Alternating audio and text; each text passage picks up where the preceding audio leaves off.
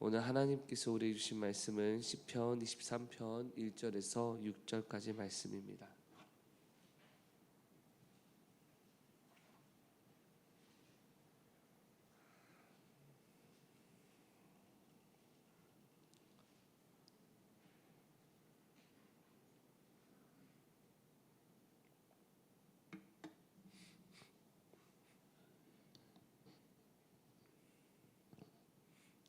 시편 23편 1절에서 6절 말씀 우리 합독하시겠습니다.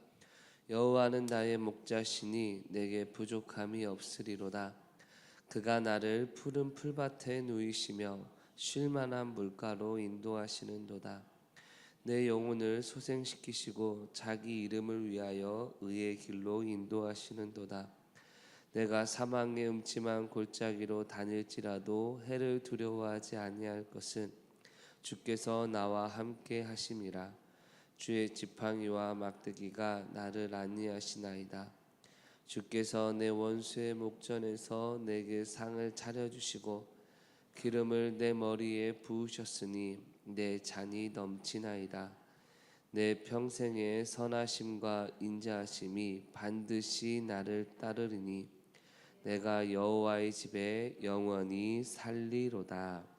아멘. 우리 옆 사람에게 인사하겠습니다. 하나님이 당신을 사랑하십니다.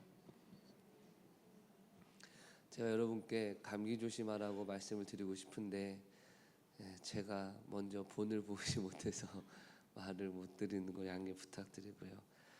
그럼에도 불구하고 여러분 건강관리 잘 하시고 믿음으로 늘 풍성한 삶 누리시길 주의 이름으로 축원합니다. 새해가 되면 여러 가지 많은 우리가 결단을 하죠. 뭐 살을 빼겠다, 공부를 하겠다, 뭐 재테크를 하겠다, 운동을 하겠다, 기타 등등 많은 것을 얘기합니다. 여러분은 어떠한 결단들을 하셨습니까? 뭐 작심삼일이라는 말이 있는데요. 벌써 5일째 되는 날이니까 우리의 소원 하나가 꺾였을지도 모르겠습니다. 근데 여러분 아마 어떤 결단을 하시고 무슨 마음을 가지셨을 때 내가 이미 풍성하거나 내가 이미 가지고 있거나 내가 이미 잘하고 있는 것에 대해서 우리는 이야기하지 않을 겁니다. 뭔가 부족하다, 뭔가 있어야 된다, 아니면 있지만 더 여유가 있어야 된다. 아마 그런 마음일 때 우리가 이런 마음을 가지지 않겠습니까? 김정호 쌤 오셨네요. 네, 태어나시고 제가 흥금홍도 있어서 권사님 계시나 그래서 살펴봤는데 안 계셔가지고 이거 어찌된 일인가 해서 오늘 태어났습니다. 여러분 박수하시고 태어나시고 예배 참석하셔서 감사합니다. 늘 강건하시길 주의 이름으로 축원합니다. 계속 이야기를 하자면요, 뭔가 결단을 하고 작심을 하고 막 노력하는 게 아마 우리의 부족함이 있어서 우리가 그 부분을 채우기 위한 노력이 아니겠습니까? 저도 여러분 아들이 둘이 있는데요, 올해 새해가 됐을 때 하나님 아들 하나 더 주시면 감사합니다 라고 말하지 않았던 이유는 이미 족하다 이미 아들 둘러도 족하다 라는 생각을 가지고 있기 때문입니다. 그렇지 않았다면 하나님 그래도 딸 하나 주셔야 되지 않겠습니까? 라고 기도했을 텐데 이미 제가 지난주에 말씀드렸죠. 제 결단 딸을 하나 키우기로 마음 먹었다고. 여러분 저보다 1살 어린 제 딸을 하나 키우기로 마음 먹어서 물론 제 아내도 아들 하나 더 키우는 것이겠지만 이미 풍성하기 때문에 뭐 부족함이 없기 때문에 뭔가 결단하겠다라는 그런 마음이 없었습니다. 사랑하는 성도 여러분, 우리 삶이 하나님이 주시는 은혜 가운데 풍성하시길 주의 이름으로 축원합니다. 근데요, 우리 인생을 살펴볼 때 늘 풍성함이 넘치는 것도 아니고 어떤 영역은 환경과 여건이 부족해서 그럴 수도 있고 어떠한 부분은 정말 내 실력과 내 힘이 부족해서 나의 역량이 부족해서 부족함을 느끼는 부분도 분명히 있을 줄 믿습니다. 여러분 부족함은 채우는 게 인지상정 아닙니까 여러분?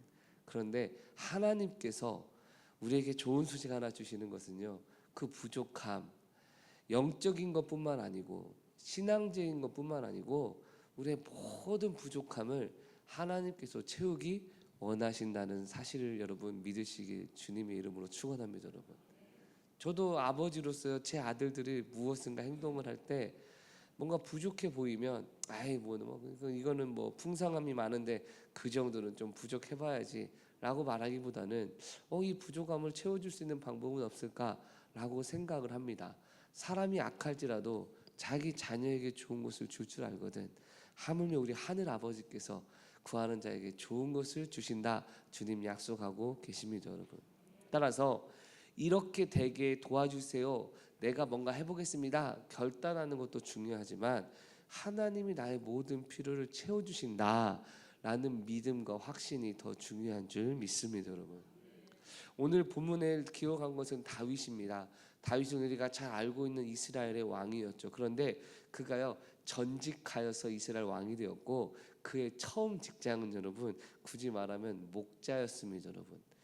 그 당시 목자는요 이스라엘 사람들 가운데 가장 천한 일, 가장 힘든 일, 가장 어려운 일로 인정받고 있는 삶의 모습이었습니다. 우리나라도 한때 3D 업종이라고 해서 힘들고 어렵고 더러운 그런 환경 가운데 있는 일을 회피하려고 했을 때 요새 좀 뭐 외국에서 많이 오셔가지고 나라 일을 감당하는 부분이 있다는 거 다 아시죠, 그렇죠? 이제 식당에 가면 우리나라 사람처럼 생겼는데 우리나라 말이 좀 서툴다 하면 보통 우리가 느낌으로 알 수 있지 않습니까, 여러분? 그러니까 이렇게 힘들고 어려운 일이 점점점 힘든 사람들에게 나아가는 것처럼 그 당시에 목자도요 가장 낮은 사람들, 실력 없는 사람들, 능력 없는 사람들이 그냥 죄송한 표현이지만 몸으로 때울 수 있는 것이 목자였기 때문에 가장 낮은 자에게 맡겨진 일이었기에 별로 존중받지도 못했고 인정받지도 못한 직업이었습니다. 근데 실제로 다윗은요 그의 가문 가운데서도 별로 존중받지 못해서 형들에게 하나님이 사무엘 선지자를 통해 왕을 세운다라는 이 축복의 순간에도요 그의 아버지가 너는 가서 양이나 돌봐라, 네가 무슨 이라고 할 만큼 인정받지 못했던 삶. 어쨌든 그는 목자의 삶을 직접 경험했기 때문에 이 목자라는 것과 목자가 돌보는 양의 관계를 너무나 분명하게 잘 알고 있었습니다, 여러분. 그렇다면 이 다윗이 목자를 했던 다윗이 하나님은 나의 목자시고 나는 주님의 어린 양입니다 라고 고백하는 이 내용이 얼마나 그의 마음에 공감이 되고 중요했는지 우리가 알 수 있지 않습니까, 여러분? 오늘 말씀을 통해서 하나님의 어린 양 된 우리와 우리의 선한 목자 되시는 하나님과 예수 그리스도의 은혜를 풍성히 누리시는 저와 여러분 되시길 주의 이름으로 축원합니다, 여러분. 먼저 여러분 이 목자가 하는 일이 무엇이냐? 하루 24시간 동안 밤낮으로 양과 함께하며 양을 돌보고 먹이고 입히는 사람이었습니다, 여러분. 말 그대로 양을 책임지는 사람이었고 헌신적인 태도로 언제나 양을 돌보며 양의 생명과 양의 생명 유지와 양의 건강이 자신의 모든 성과이자 자신의 명예와 자신의 실력과 연결되는 핵심적인 직무를 맡은 사람이 바로 목자였습니다, 여러분. 그 당시 이 유대 지역에는요 늑대나 맹수나 심지어 성경에 보면 곰이나 사자도 등장하는데요. 이런 것들이 이 양을 잡아먹으려고 오게 될 때 이 맹수로부터 양을 지킬 의무도 목자에게 있었습니다, 여러분. 그래서 목자는요 지팡이와 막대기를 가지고 있었는데 어떤 막대기는요 대부분 한 50에서 60cm 이상의 아주 두터운 나무를 가지고 있었기 때문에 이제 맹수가 오면 그걸로 때리고 이렇게 멀리해서 양을 보호할 책임도 이 목자에게 있었습니다, 여러분. 간단하게 생각하면 목자를 위해 양이 있는 게 아니라 양을 위해 목자가 있는 그림이 바로 오늘 본문의 말씀이라는 겁니다. 하나님은 존재 자체가 존귀하시고 위대하신 분이신데 하나님이 다윗의 입을 통해 말씀하신 우리와 하나님과의 관계가 어떻게까지 보여진다는 겁니까? 하나님이 이처럼 우리를 살피시고 입히시고 먹이시며 저와 여러분의 행복과 평강과 축복과 능력의 삶을 위해 하나님이 지금도 일하고 계신다는 것을 분명하게 보여주고 있는 겁니다, 여러분. 말 그대로 쉼이 없습니다. 퇴근이 없습니다. 목자에게는 워라밸도 없습니다. 그냥 언제나 양들과 함께하고. 여러분, 예수님께서 이 땅에 탄생하실 때 천사들이요 이제 이 땅에 나타나서 하나님의 아들의 탄생함을 얘기했을 때 누가 제일 먼저 그 소식을 듣게 되죠? 목자들이라고 성경은 얘기합니다. 그 목자들이 뭐 하고 있었다고 합니까? 양떼와 함께 잠들고 있었을 때라고 얘기합니다. 즉 목자는요, 양들을 놓고 편히 자는 게 아니라 뭐 돌아가면서 자든 불침번을 새든 어쨌든 양들과 함께 잠자리도 함께 할 만큼 말 그대로 쉴 틈 없이 아주 뭐 물샐 틈 없이 양을 지키는 책임이 바로 목자에게 있다는 것을 알 수 있지 않습니까? 사랑하는 성도 여러분, 때때로 신앙생활 할 때 하나님은 어디 계시나? 하나님은 왜 나를 안 도우시나? 하나님은 무엇을 하고 계시나? 라고 생각할지 모르지만 여러분, 하나님은 눈동자처럼 저와 여러분을 지켜보시고 보호하시고 아끼시고 인도하시는 줄 믿습니다, 여러분. 근데 여러분, 이 양의 모습이요 참 재밌습니다. 왜 이렇게 목자가 헌신적으로 양을 돌보나 했더니 양이요 왜 이렇게까지 아둔한 존재인가라고 할 만큼 너무나 연약하고 부족한 존재이기 때문이라는 것입니다. 양들의 특징을 보니까 여러분, 양이 겁이 많은 짐승이랍니다, 여러분. 그래서 쉽게 두려움에 빠지고, 이미 두려움에 한번 빠지게 되면요 쉬기 위해서 누우려고 하지도 않는다는 겁니다, 여러분. 그리고 물을 먹으러 가면 여러분, 오늘 본문의 2절 보니까 쉴만한 물가로 인도하시는 도다라고 얘기하는데, 여러분 그냥 물이 있으면 시냇가에서 물을 먹으면 되지 않습니까? 근데 이 물살이 너무 세면요 양들은 물을 먹을 수가 없대요, 여러분. 그러니까 목자가 뭘 하냐, 물가 가운데 양을 인도하고 쉴만한 물가를 만들어주는 작업을 하는데, 큰 돌을 가져가 가지고 이 시냇가 중간중간을 막아 가지고 물이 싹 내려오는 게 아니라 졸졸졸 흘러오게 그 물의 흐름을 약하게 한다는 겁니다. 그래야 양들이 거기 가서 먹는다는 겁니다, 여러분. 또 양이 여러분 눈이요 제가 알기로는 30cm 정도밖에 못 보기 때문에 뭐 앞 양의 엉덩이만 보고 쫓아갈 뿐이지, 만약 길을 잃으면요 이거 분간을 못 한다는 겁니다. 그리고 짐승들이 와서 자기 동료를 물어가면, 여러분 만약에 우리 같으면 우리를 때려? 야 힘 모아 할 것 같은데, 양들은 약간 말한 것처럼 겁에 질려가지고 에 하고 있다 그러면 그냥 잡혀서 먹힐 뿐인, 말 그대로 연약하고 부족한 모습을 성경은 얘기하고 있습니다. 오죽하면 예수님을 부인한 제자들의 모습을 볼 때 마치 양들이 그 눈이 가려져서 각기 제 갈 길로 갔다라고 비유할 만큼 양은요 연약하고 부족하고 실력 없고 자기 힘으로는 아무것도 할 수 없고 누군가 보살필 수밖에 없는 그런 모습이 양의 모습이라는 겁니다, 여러분. 양의 그런 모습을 다윗이 자신이라고 이야기하는 것은 무엇이었을까요? 아마 자기의 한계, 자기의 부족함, 연약함을 절실히 깨달았기 때문에 그런 고백을 하는 거 아니겠습니까?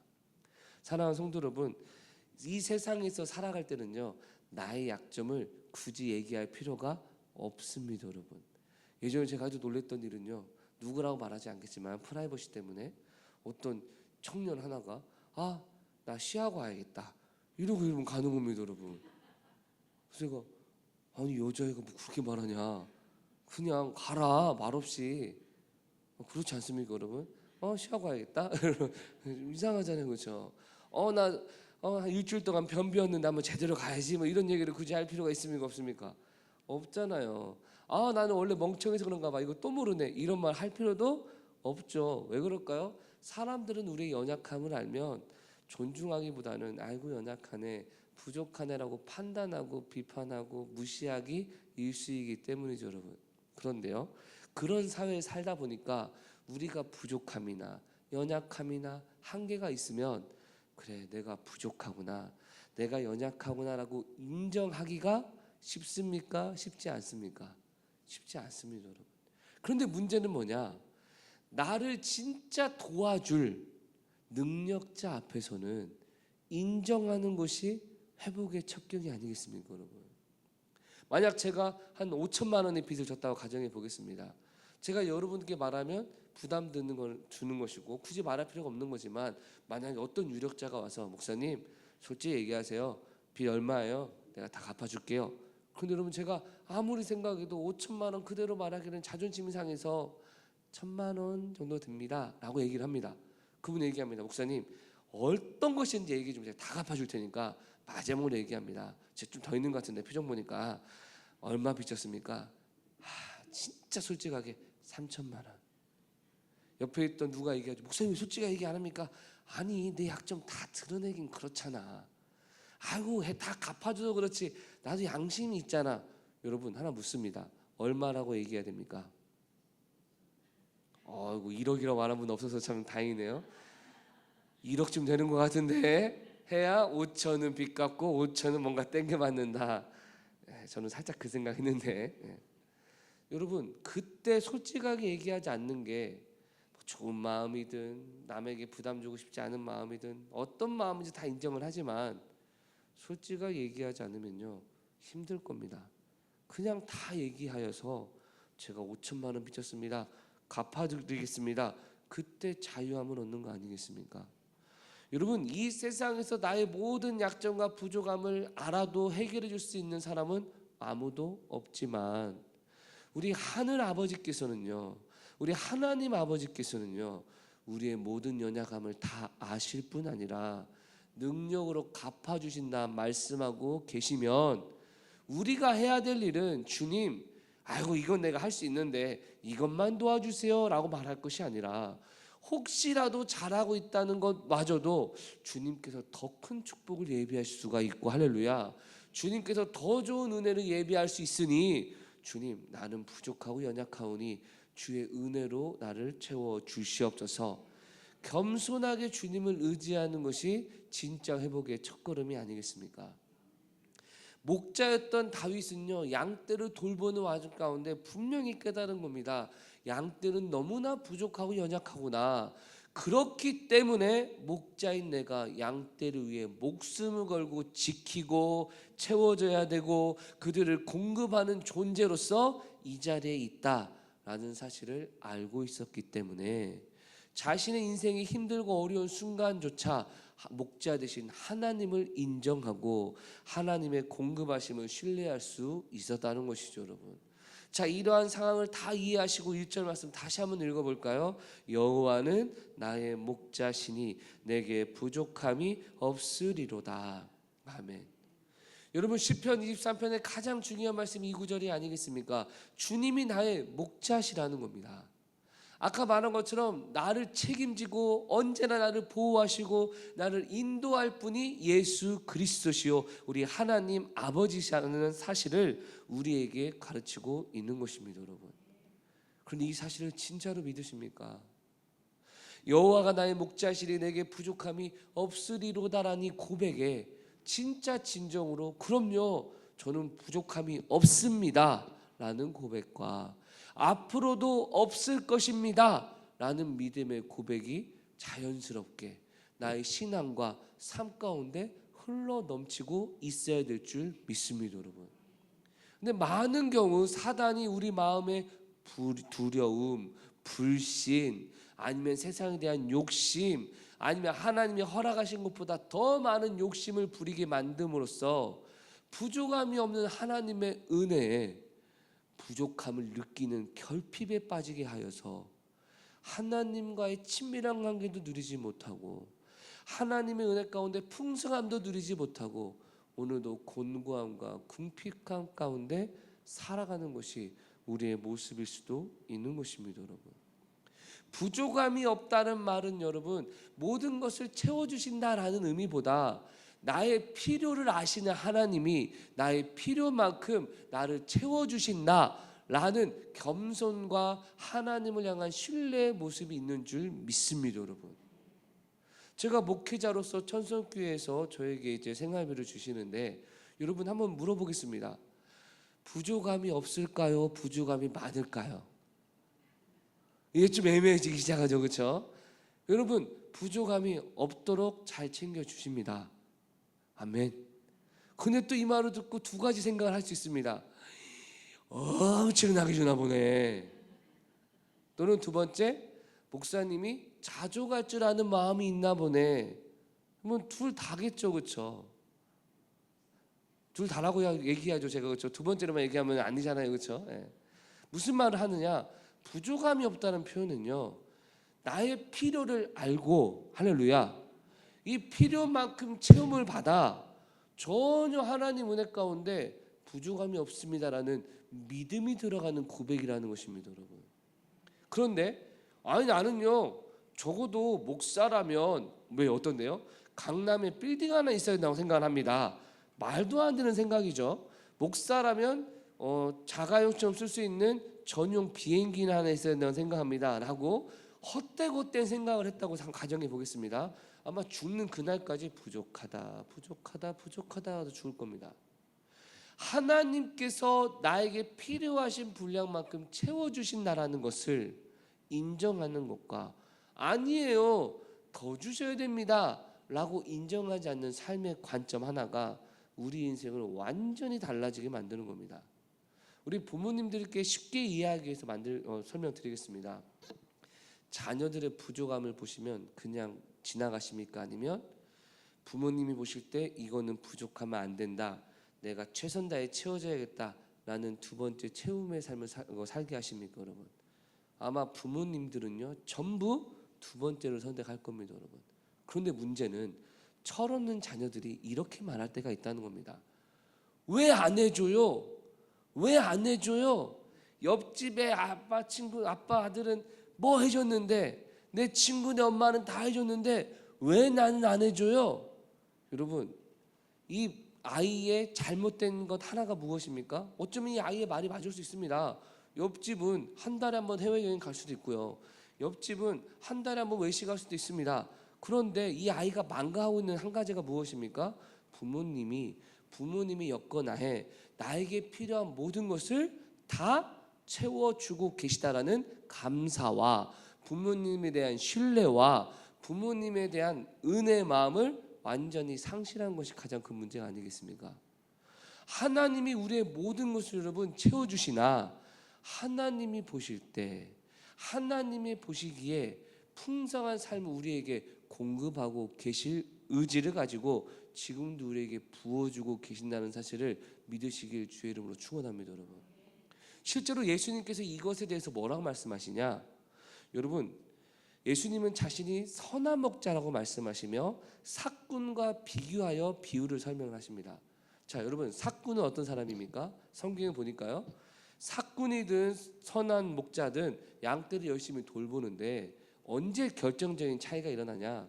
양떼를 잡아먹으려는 맹수가 나타났을 때 목자인 자신에게 생명 위협이 다가오는 그 순간 삭군은 도망가고 선한 목자는 양떼를 위해 목숨을 바친다라고 이야기하고 있습니다.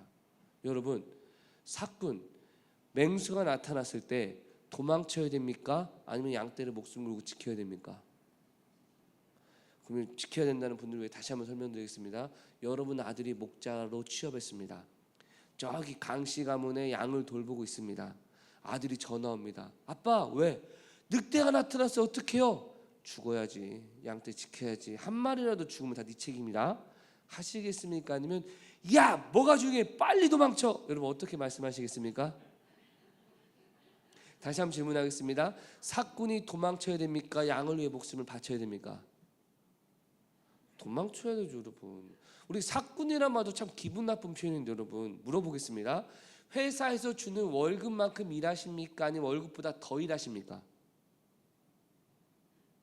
주는 만큼 일합니까? 아니면 주는 만큼에도 어떻게 안 해보려고 노력하십니까?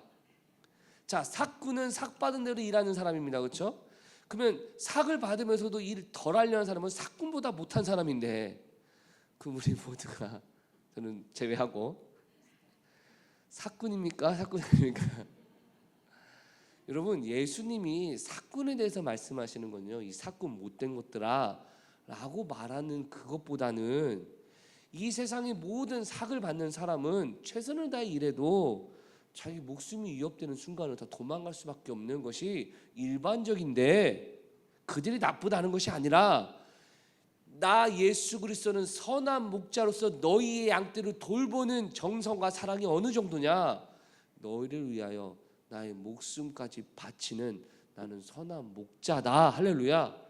즉 예수님이 우리를 위해 생명을 바치시는, 정말 우리의 기준으로는 상상할 수 없는 어마어마한 양을 사랑하는 헌신을 그분이 베풀으셨다는 것을 강조하는 표현인 줄 믿습니다. 여러분, 그러면 이 예수 그리스도라는 선한 목자는 우리의 필요에 대해서 아이고 이런 것까지 챙겨줘야 돼, 이 정도는 만족해라 라고 말하는 목자입니까? 아니면 목숨까지 바치며 채워주고자 하는 그 열정으로 매 순간 저와 여러분의 삶에 풍성한 은혜를 채워주시기로 헌신하시는 좋으신 선한 목자십니까? 좋으신 선한 목자라는 사실입니다, 여러분. 그럼 우리 마음이 바로 이 예수 그리스도를 이렇게 좋은 목자라고 인정하고 있는가? 아니면 인정하고 있지 않는가? 아니면 머릿속으로는 인정을 하는데 실제로는 더 많은 욕심과 세속을 탐한 나머지 여전히 감사와 은혜를 상실한, 앞서 예화를 들었던 철없는 초등학생 같은 모습은 아닙니까? 목자 되신 예수님은 지금도 저와 여러분을 책임지시고 공급해 주시는 줄 믿습니다, 여러분. 2절 보니까요, 나를 푸른 풀밭에 누이시며 라고 얘기합니다. 주님께서 우리를 어디로 인도하신다는 겁니까? 매 순간 푸른 풀밭에 누인다는 겁니다. 우리 가끔 양들의 모습을 보면요, 푸른 풀밭에서 누워도 있고 뭐 음식도 뜯어먹고 막 이런 풍요로운 모습을 생각하지만 양들의 입장에서는 그 의미가 아닙니다. 여러분, 양들이요 한 곳에 모이면요 엄청나게 먹습니다, 풀을. 그럼 여러분 다 뜯어 먹으니 얼마 지나지 않으면 그 주위의 풀이 싹 다 없어지게 되죠. 이제 양들이 여러분 생존의 위기가 찾아옵니다. 더 이상 먹을 풀이 없는데 어디로 가야 되나, 이대로 있으면 굶어 죽게 되는 그 절체절명의 순간, 걱정하지 않아야 되는 것은 목자는 이미 여러분 푸른 풀밭이 어디 있나 다 살펴보고 여기서 먹으면 다 끝나면 저기로 데려가야겠다라는 마음으로 양들을 데리고 갈 계획도 있기에 푸른 초장으로 인도한다는 건 그들의 생계를 책임지고 모든 것을 책임진다라는 풍성한 삶의 근본적인 요소를 말하고 있는 것인데, 예수님께서 저와 여러분에게 그러한 삶을 이끄시고 하나님이 그 모든 것을 준비하시는 은혜로 저와 여러분을 2025년 예비하고 준비하고 계시다는 사실입니다, 여러분. 제가 볼 때로 말씀을 연구하면서 느낀 건 뭐냐, 정말 목자는 할 수 있는 일을 다 하고 있구나. 3절 한번 읽어볼까요? 내 영혼을 소생시키시고 자기 이름을 위하여 의의 길로 인도하시는도다. 여기서 소생시킨다는 표현이요 두 가지를 의미합니다. 영혼을 생각하면 우리가 잘못된 죄의 자리에서 회개케 하여 하나님의 은혜 자리로 나아간다는 영적인 의미도 될 수 있고요, 또는 이 영혼이란 말이 또 다른 표현으로는 네페시라고 해서 생명, 호흡을 의미하기 때문에 영혼을 소생시킨다는 건 말 그대로 건강을 회복하게 하고 우리의 실제적인 삶을 활력 있게 한다라는, 즉 육체와 영혼을 포함한 회복의 역사를 누가 하신다는 겁니까? 선한 목자 되신 예수님이 하신다는 것이고, 문제는 이 선한 목자 되신 예수님이 어떤 일을 진행하시는 이 모든 일의 근본적인 이유가 무엇이냐? 양이 이뻐서가 아니라 자기 이름을 위하여 의의 길로 인도하신다는 겁니다, 여러분. 여러분, 사람들의 가치관 중에 가장 고귀한 가치 중 하나가 자신의 신념을 지키기 위하여 모든 상황과 환경을 뛰어넘는 것인 줄 믿습니다, 여러분. 만약에 누군가가 가난한 사람에게 적선을 한다, 왜 해주십니까?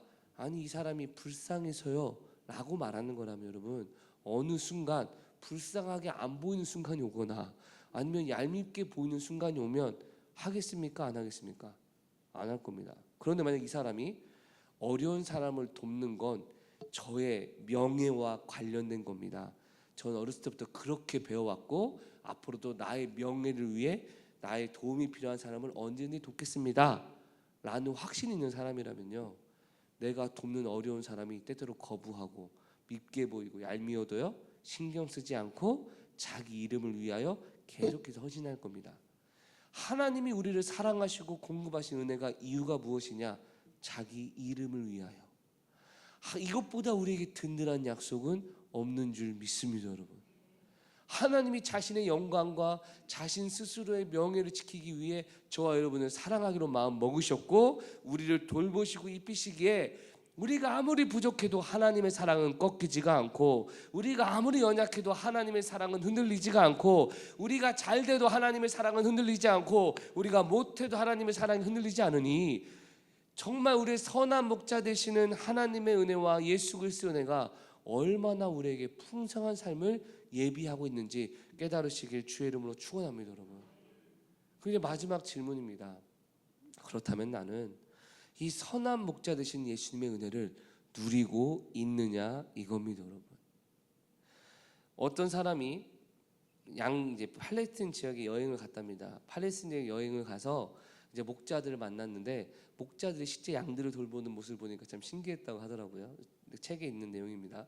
근데 여러분, 목자들 서로 대화하다 보니까 막 지내다 보니까 목자들 여러분 혼자 있으면 곰이 나타나면 혼자 싸워야 되잖아요, 그렇죠? 그러니까 여럿이 모여 다닌다는 겁니다. 그래서 뭐 늑대 나타나면 다 같이 지팡이 들고 막 달라들고 막 이렇게, 요새 총을 들고 있겠지만 뭐 그렇게 한다는 것이죠. 그런데 평소에 양을 어떻게 놓냐? 여러분, 양이 뭔가 독특하게 생겼습니까? 여러분, 제가 가끔 산부인과 가면요, 아이들 막 태어난 아이들 모여 있잖아요, 그렇죠? 여러분, 분간이 갑니까? 이름표가 없으면, 여기 이름이 써 있지 않으면 거기가 갖고, 저는 솔직히 아이 태어나고 분만실 가면요, 남자와 여자애가 구별이 안 갑니다. 여러분은 가십니까? 그럼 여러분, 양들은 수백 마리, 수천 마리가 모여 있으면 저건 개똥이고 저건 소똥이고 말똥이고, 이게 분간이 가겠습니까? 안 가잖아요. 이게 안 되잖아요. 그런데도 막 섞어 놓는다는 겁니다. 그래서 어떻게 되나 다음날 궁금했더니, 우리가 다 알고 있는 내용입니다. 목자가 아침에 딱 가서 얘기합니다. 양문을 열고, 얘들아 가자. 그래도 여러분, 수십 마리에서 수백 마리 양이 그 목자 말을 듣고 따라간다는 겁니다. 또 이 목자도 가자, 우리도 가자 이러면 여러분, 이 양들도요 다 따라간다는 겁니다. 이 양의 아주 대단한 능력 중 하나가요, 자기 목자의 목소리를 분간을 한답니다. 아무것도 잘하는 게 없다가 말씀드렸잖아요, 여러분. 보이지도 않고 뭐도 없고 물도 없고 뭐도 없고 못합니다. 그런데 하나 잘하는 게 뭐냐? 목자 음성을 분간을 해서 목자가 가자면 간다는 겁니다. 여러분, 선한 목자 되신 예수님이 지금 우리에게 부족함이 없는 길로 성경 말씀을 통해, 하나님의 말씀을 통해 순종의 길, 충성의 길, 은혜의 길로 가자라고 말씀을 하시는데, 이 양의 목자의 음성을 듣고 있는 양이요 따라가는데, 혹시 내가 갈까 말까, 주님 말씀 맞긴 한데 아닌 것 같기도 하고. 근데 아까 들어보니까 우리 목자는 이번에 동쪽으로 간다는데, 오늘의 운세를 보니까 서쪽으로 가야 귀인을 만난다고 했는데, 오늘은 저 서쪽으로 가는 저 목자 따라가야겠다.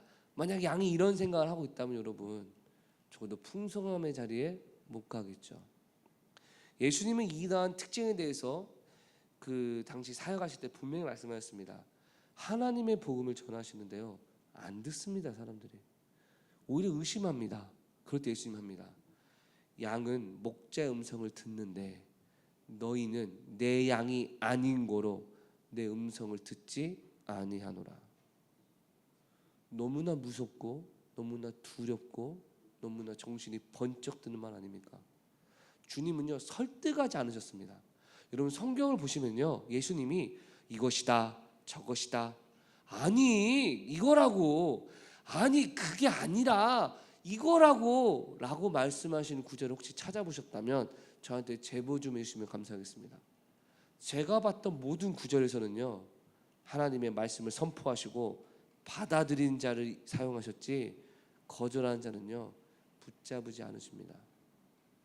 12제자를 비롯해서는 가르치시는 것은 등장합니다. 아직도 지혜가 없느냐, 아직도 이해를 못하느냐. 그런데 여러분, 수많은 사람들 앞에서는요 언제나 선포하시고, 받아들이지 않으면 너희가 내 양이 아니니 너희가 내 음성을 듣지 않는다. 여러분, 나는 예수님이 나의 목자이십니다 라고 고백하시길 주의 이름으로 축원합니다. 그러면 자연스럽게 1절이 저와 여러분의 말씀이 되어야 할 줄 믿습니다. 여호와는 나의 목자시니 내게 부족함이 없으리로다. 아멘.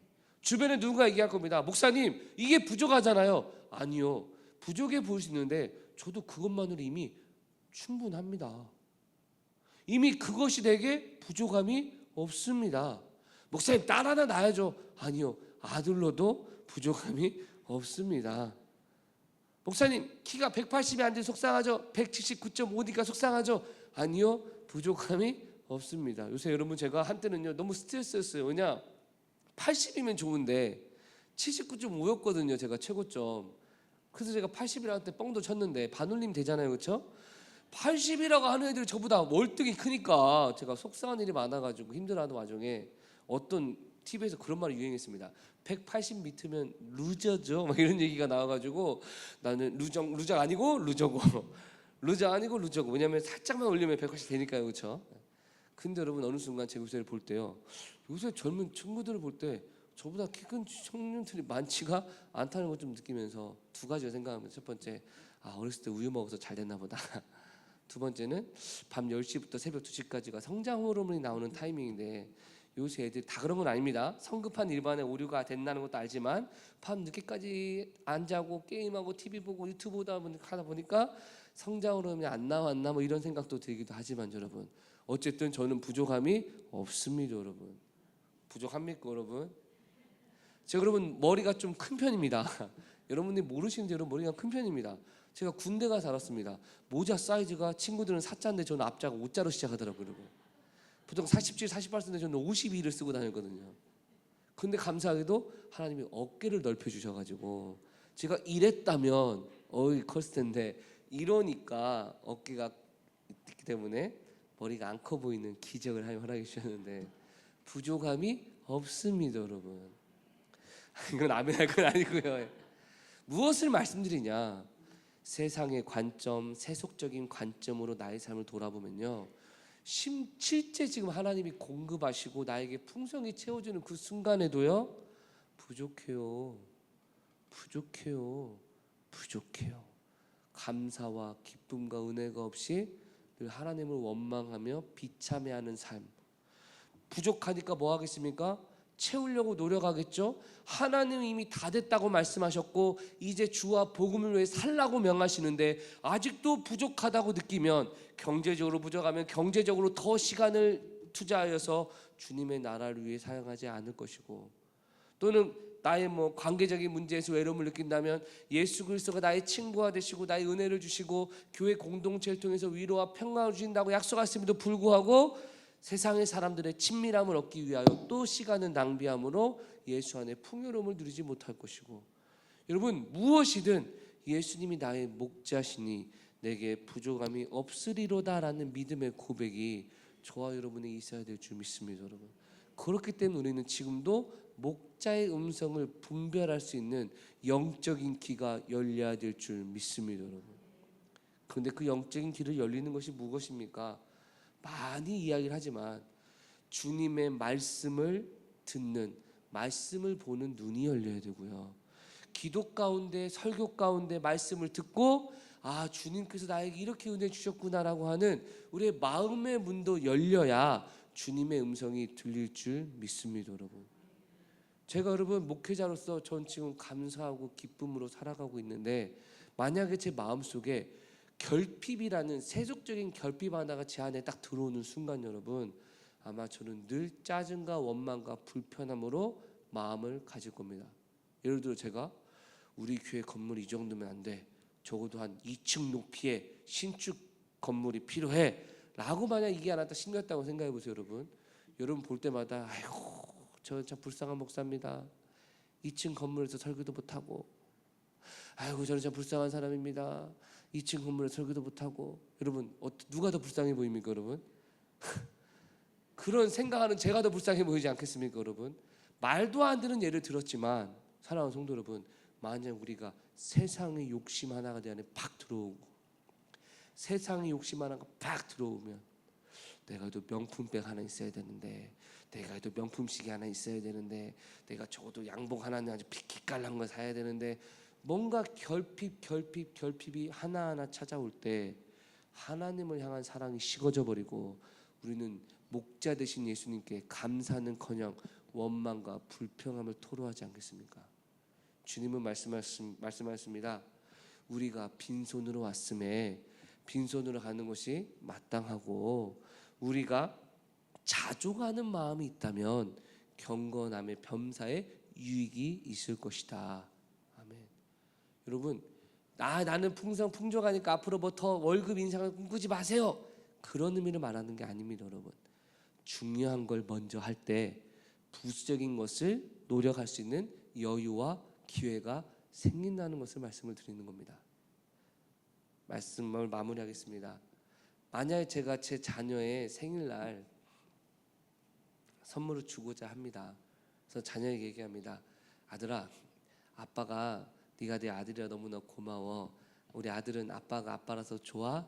할 때로 만약에 아들이 그럼요, 아빠가 좋아서 저는 아빠가 너무 좋습니다.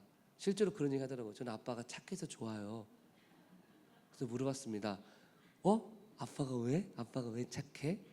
기대하고 있더니 아까 아이패드 할 때 5분 더 하라고 하셨잖아요.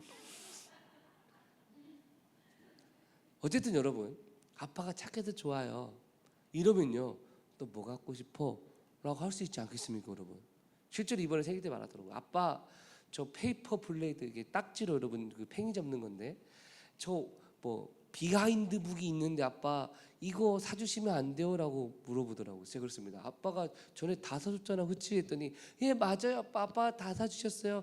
그래, 어떻게 감사하죠? 알았어, 그럼 아빠가 하나 더 사줄게. 그래서 하나 더, 책 하나 사주기로 약속했는데 여러분, 만약에 아들이 아빠 다 사주면 뭐해요? 비하인드 북이 없는데 이걸 사줘야 내가 인정할게요 라고 말했다면요, 절대로 사주지 않을 뿐더러 있는 책도 뺏어가지고 동생이 줘버릴 겁니다. 여러분, 여러분께 묻겠습니다. 하나님이 선한 목자로서 우리의 모든 부족함을 없도록 채우시는 분이신 줄 믿습니까? 입술의 고백뿐만 아니라 나의 마음과 2025년 스케줄과 나의 목적과 계획마저도 전부 바꿀 수 있을 만큼 주님이 이미 다 나를 위해 주셨으니 주님만으로 만족합니다 라는 고백이 있을 때 하나님이 저와 여러분이 원하는 그것마저도 넘치도록 채워주실 줄 믿습니다, 여러분. 그래서 저는 예수 안에서 참 좋은 삶의 가치관 중 하나 이런 것 같습니다. 성경에 나온 것 이외에는 주시면 감사하고 안 주시면 말지 뭐. 하나님이 성경에서 약속하신 명백한 은혜에는 여러분 우리가 무조건 받아야 되는 줄 믿습니다. 마음의 평안, 기도 응답, 물질의 축복 다 받아야 됩니다. 그런데 그 분량과 범위를 하나님이 내게 주시는 지금이 충분하다는 마음과 그 외에 바라는 것이 있다면 주시면 감사하고 아니면 말지 뭐 라는 마음으로 나아갈 수 있는 여유가 있을 때 하나님이 그것들을 채워주실 줄 믿습니다, 여러분. 그런데 주님 이거 안 주시면 지금까지 주신 거 다 의미 없습니다 라고 말한다면 여러분 이미 목자가 아닌 양이 자신이 주인인 것처럼 행동하는 비참한 모습 아니겠습니까? 주님께서 저와 여러분을 푸른 풀밭에 누이시며 쉴만한 물가로 인도하십니다. 마지막 한 구절만 읽고 마칠게요. 6절입니다. 내 평생의 선하심과 인자하심이 반드시 나를 따르리니 내가 여호와의 집에 영원히 살리로다. 아멘. 어떤 못생긴 여자가 있었답니다. 못생긴 여자가 목사님한테 상담합니다. 목사님, 왜 자꾸 누군가 두 명이 저를 따라와요? 누군데? 모르겠어요. 어떻게 생겼는데? 너무 잘생겼는데 저한테 호감이 있어서 근데 저를 자꾸 따라와요. 목사님이 자매 얼굴을 보고 상황을 생각해보고 아무리 생각해도 그럴 일 없을 거라 생각해서 이렇게 얘기했답니다. 다시 봐봐. 잘생긴 남자 두 명이 따라오는 게 아니라 선하심과 인자하심이 너를 따라오는 걸 거야. 뭔 말인지 아십니까 여러분? 오늘 6절에 내 평생의 선하심과 인자하심이 누구를 따라온다는 겁니까? 나를. 말도 안 되는 예화겠지만 여러분 누가 나를 스토크하듯이 하나님의 선하심과 하나님의 인자하심이 우리를 매 순간 따라온다면 두려울 것이 무엇입니까? 걱정될 게 무엇입니까? 2025년 염려될 게 무엇입니까? 하나님이 우리의 믿음을 달아보십니다. 주님을 목자로서 인정하는 참된 믿음 가운데 선하심과 인자하심으로 풍성한 은혜를 공급하실 계획을 가지고 오늘 우리에게 말씀하고 계십니다. 하나님을 신뢰하시고 목자이신 주님의 은혜의 풍성함을 누리시는 저와 여러분 되시길 주의 이름으로 축원합니다. 기도하겠습니다. 하나님, 우리의 인생에 많은 염려와 걱정이 있지만 그럼에도 불구하고 우리가 두려워하지 않고 염려하지 않는 것은 주님께서 나와 함께 하시는 좋으신 목자이시기 때문입니다. 주님이 나의 목자이시니 내가 부족함이 없음을 고백합니다. 항상 예수 안에서 만족을 누리게 하여 주시고, 때때로 구할 것이 있다면 아무것도 염려하지 말고 이미 받은 줄로 믿고 감사함으로 구할 때 하나님이 우리의 마음을 붙잡으시고 공급하신다 약속하셨습니다. 감사함으로 이미 받은 줄로 믿고 기도할 때 하나님의 채우심을 경험하고 감사하는 삶 살아가게 하여 주시옵소서. 우리 잠시 기도하겠습니다. 하나님 아버지, 언제나 우리의 삶을 24시간 돌보시고 함께 하시고 인도하시고 축복하심을 고백합니다. 하나님의 선하심과 인자하심이 정녕 우리의 삶의 순간순간마다 함께 하시고, 내가 때때로 사망의 음침한 골짜기에 있고 때때로 내가 부족하고 연약한 자리 있다 할지라도 하나님의 신실하심이 나를 따르느니 우리를 회복시켜 주시고 여호와의 집에 영원히 평안과 기쁨과 능력을 누리고 풍성한 삶을 누리며 살아갈 수 있도록 아버지 역사하여 주시옵소서. 양과 같이 아둔하고 아무것도 할 수 없는 우리, 그러나 주님의 음성은 들을 줄 알고 내 주님의 목자 되심을 인정하며 주님을 따라가는 순종의 삶을 우리가 결단하며 나아갈 때 나의 목자 되신 예수께서 풍성한 삶을 주실 줄 믿사오니 우리에게 은혜 더하여 주시옵소서. 내게 상을 베푸시고 기름으로 내 머리에 바르시고 하나님의 은혜 가운데 여호와의 집에서 늘 평안과 기쁨과 은혜 가운데 승리하는 삶 살아갈 수 있도록 아버지 인도하여 주시옵소서. 역사하신 주님 감사하며 예수님의 이름으로 기도드렸습니다. 아멘. 이제는 우리 구주 예수 그리스도의 은혜와 하나님의 무한하신 사랑과 성령님의 교통하심의 은총이 우리의 목자 되시는 예수님을 붙들고 감사함으로 필요한 것을 아뢰며 주님의 공급하심을 누리는 전성의 모든 가족 삶 가운데 이제부터 영원토록 함께 있을지어다. 아멘.